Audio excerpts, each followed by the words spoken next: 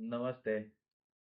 તો શરૂ કરીએ કાવ્ય વિરામ કવિ કાગના શબ્દોથી. દરિયા તણો ક્યારો કર્યો તો એનો કૂવો કેવડો હશે અને એનો કોષ હાંકણનાર ખેડૂત ઊભો ક્યાં હશે? બે બે મશાલો બાળતો અજવાળતો એ મશાલી ઊભો ક્યાં હશે? ધરતી તણો પિંડો કર્યો તો ધૂળ લઈ આવતો ક્યાંથી હશે? અને જગ ચાક ફેરવનારો કુંભાર ઊભો ક્યાં હશે? આ બધું જોવા તણી કવિ કાગ કહે, મારા દિલમાં ઝંખના ખટકી રહી, પણ બ્રહ્માંડને ભટકી ત્યાં તો અંતે મટી અટકી ગઈ.